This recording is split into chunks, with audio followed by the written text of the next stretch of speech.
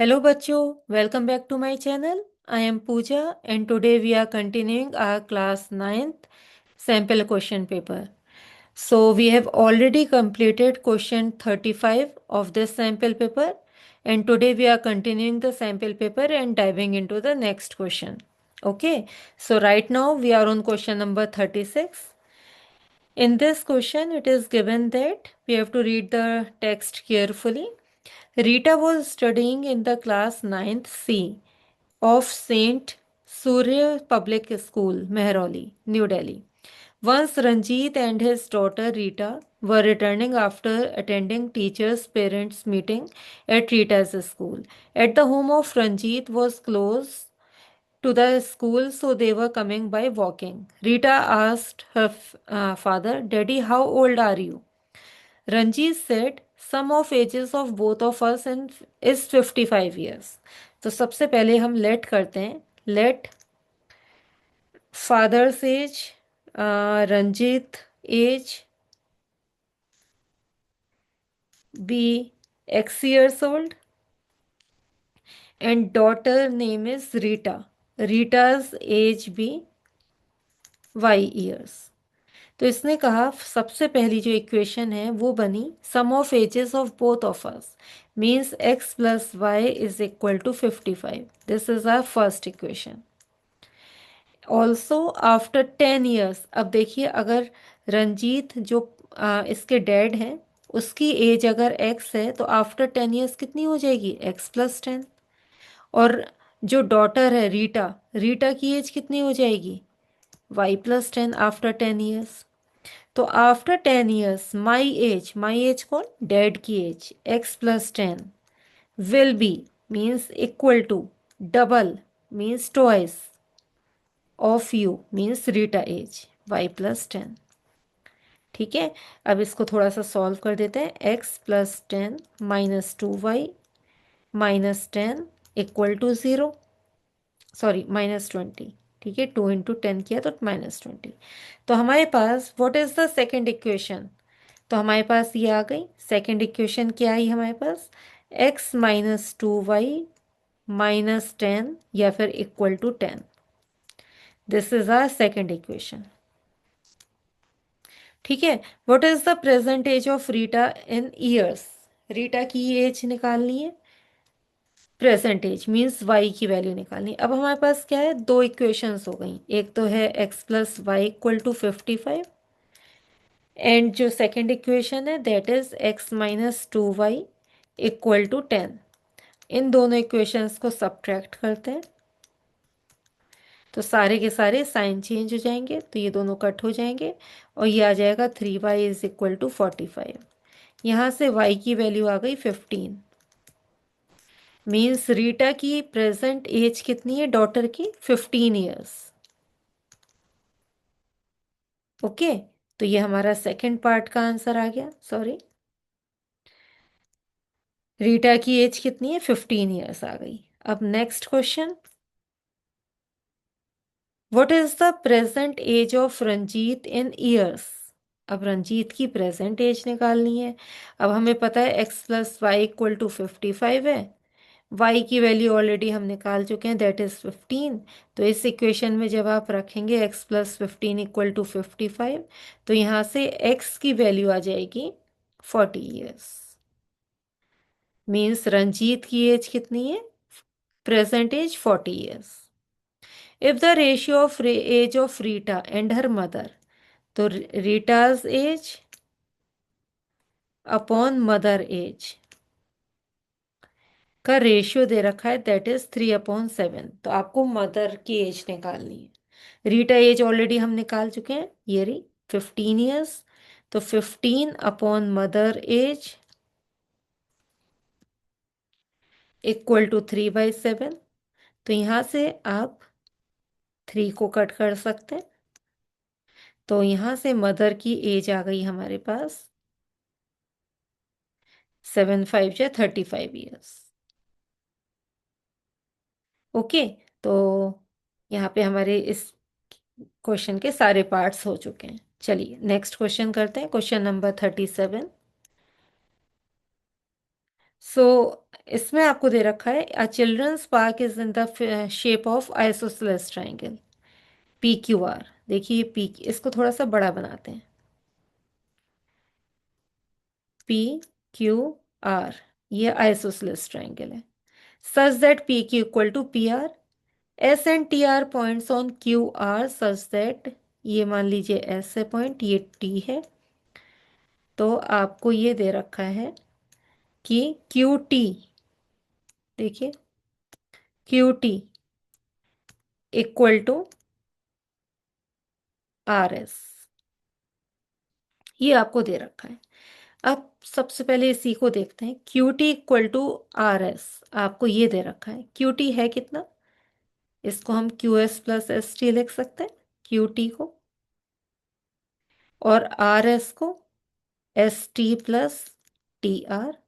तो यहां से हमारे पास एस टी कट गया and Q S equal to T R आ गया। ठीक है, तो ये आ गया है हमारे पास। अब आपसे पूछा गया है question one, which rule is applied to prove the congruency of triangle P Q S. देखिए कौन सा ट्राइंगल है पी क्यू एस, ये वाला P Q S and P R T. तो देखिए कैसे हम प्रूव करेंगे। इस दो ट्राइंगल्स को लेंगे, P Q equal to P R है, ठीक है। अब क्योंकि ये आइसोसेलेस ट्राइंगल है तो इसका अपोजिट एंगल्स भी तो इक्वल होंगे, तो angle one equal to angle two, because ये आइसोसेलेस ट्राइंगल है। एंड थर्ड ये वाली property Q S equal to T R. तो कौन सी प्रॉपर्टी से ये, कॉन्ग्रुएंसी के कौन से रूल से ये दोनों कॉन्ग्रुएंट हुए, बाय एस ए एस। तो ये फर्स्ट पार्ट है। ओके, अब पी क्यू 6 सेंटीमीटर दे रखा है, ये 6 है। क्यू आर 7 है, 7 सेंटीमीटर, ये पूरा का पूरा Q R. Then find the perimeter of P Q R. अब देखिए क्योंकि ये एक आइसोसेलेस ट्राइंगल है तो उसमें आपको P Q equal to P R दे रखा है, तो हमारा पी आर भी 6 सेंटीमीटर हो गया। तो पेरीमीटर कितना आ गया इसका, 6 + 6 + 7, ठीक है। तो कितना हो गया, 12 + 7 = 19 सेंटीमीटर। तो हमारे पास इसका पेरीमीटर भी निकल गया। ओके, हमने ये वाला क्वेश्चन छोड़ दिया। Name the type of triangle of PST. अब पीएसटी देखिए, अब फर्स्ट वाला पार्ट देखिए, फर्स्ट पार्ट में हमने प्रूफ किया था कि ये येलो वाले दो पार्ट्स कॉन्ग्रेंट हैं, है ना, बाई एस एस प्रॉपर्टी। तो यहीं पे हम लिखेंगे P S is equal to P T by C P C T, congruent part of congruent triangles, corresponding parts of congruent triangles. तो पी एस इक्वल टू, हमने पी टी कह दिया। तो name the type of P S T triangle, ये एक isosceles triangle बन गया, ठीक है, क्योंकि इसमें पी एस पी टी के इक्वल है। ओके, अब और वाला part, angle Q P R आपको दे रखा है 80 डिग्रीज। अब देखिए इसमें देख लेते हैं, ये आपको 80 दे रखा है और ये दोनों मान लीजिए एक्स हैं, ये दोनों इक्वल एंगल्स हैं ना। देखिए angle one equal to angle two हमने अभी लिखा था, क्योंकि पी क्यू आर कैसा ट्राइंगल है, आइसोसेलेस। तो हमें एंगल निकालना है P Q R, means x की वैल्यू निकालनी है। चलिए नेक्स्ट पेज पे करते हैं। तो हमारे पास आ गया 80 + x इक्वल टू 180 डिग्रीज, ठीक है, एंगल सम प्रॉपर्टी से। तो 2x इक्वल टू 100 आ गया।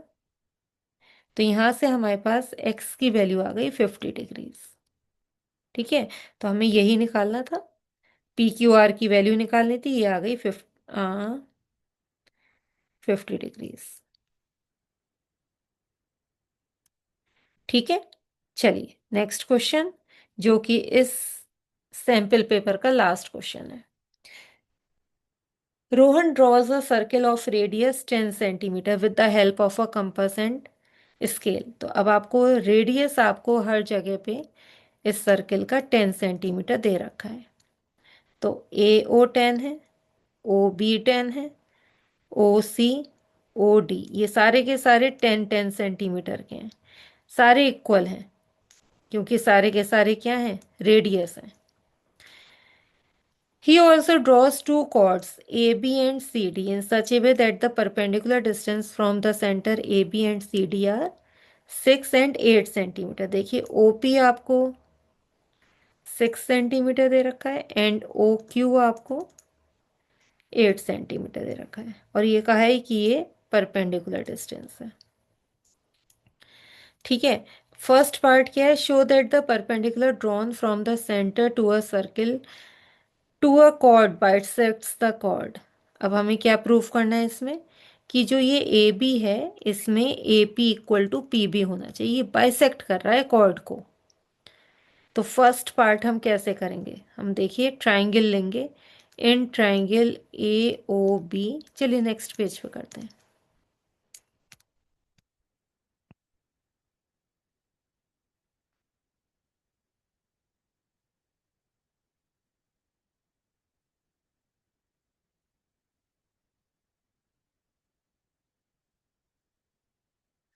ठीक है, तो ये है A B C D and this is O, ये सारे इक्वल हैं 10 10 सेंटीमीटर के। ठीक है, अब हम कौन कौन से दो ट्रायंगल्स लेंगे, एक तो ये और एक ये वाला ट्रायंगल। ठीक है, तो in triangle and this is P AOP and BOP triangle. तो AO is equal to BO, OP common है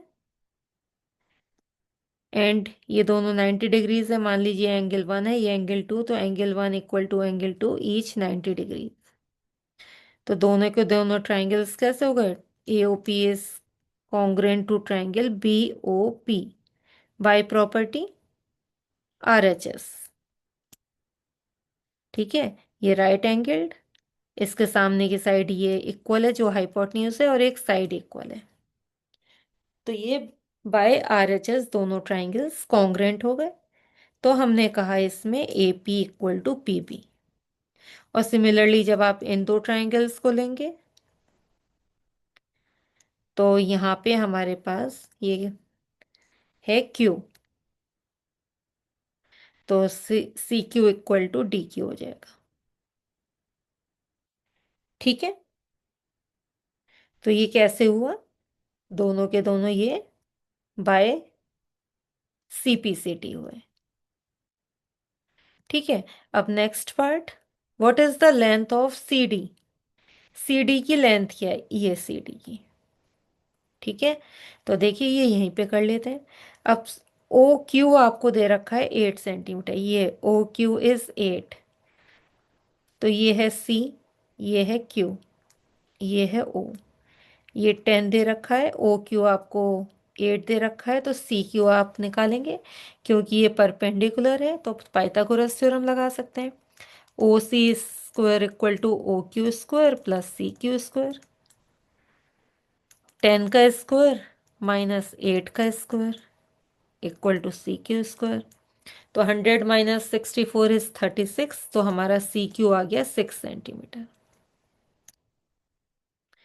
तो CD कितना हो जाएगा, तो CD is twice of CQ, है ना, क्यों अभी दे बताया था, देखिए CQ और QD ये दोनों इक्वल हैं, तो Q क्या है, मिड पॉइंट है, तो CD की लेंथ कितनी हो गई, 6 into 2 that is 12 centimetre. Similarly आपको लेंथ ऑफ AB निकालनी है। अब AB कैसे निकलेगी, इस राइट एंगल ट्रायंगल को ले लेते हैं, तो देखिए राइट एंगल ट्रायंगल लेते हैं। ठीक है, AOB, ये O है, this is A and this is B। तो सॉरी AOB नहीं, AOP।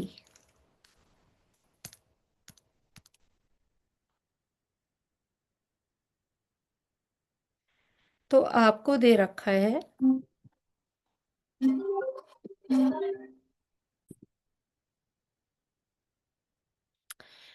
तो हम क्या करेंगे, लेंथ ऑफ ए बी निकालेंगे।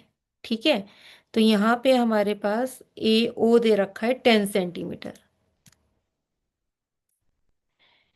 एंड ओ पी दे रखा है 6 सेंटीमीटर्स।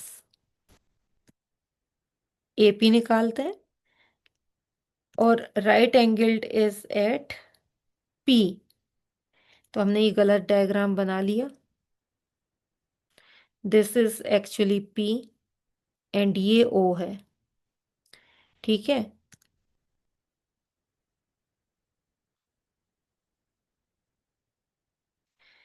एंड हमारा ए ओ 10 है, A O is 10, and O P is 6। ये ठीक है, नीचे वाला हमें क्या निकालना है, ए पी निकालना है। ठीक है, तो Pythagoras theorem, A O square is equal to A P square plus O P square.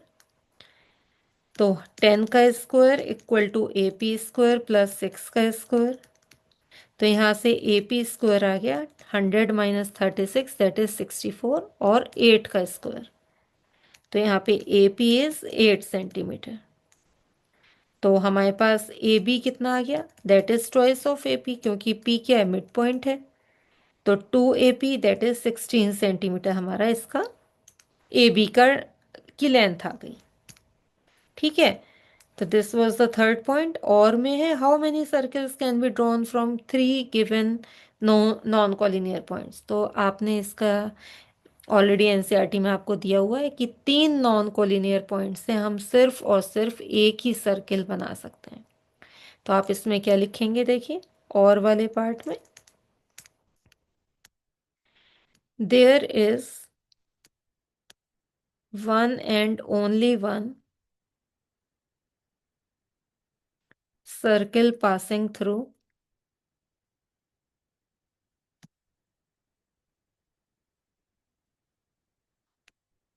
3 given non-collinear points। Okay, so यहाँ पे हमारा ये वाला सैम्पल पेपर ऑलरेडी पूरा फिनिश होता है, and that's a wrap for today's video. If this helped you understand better, don't forget to like, share, and subscribe my channel. Okay, and also drop a comment below telling me which topic you want next, and I will see you in my next video. Until then, keep learning, keep practicing. Thank you.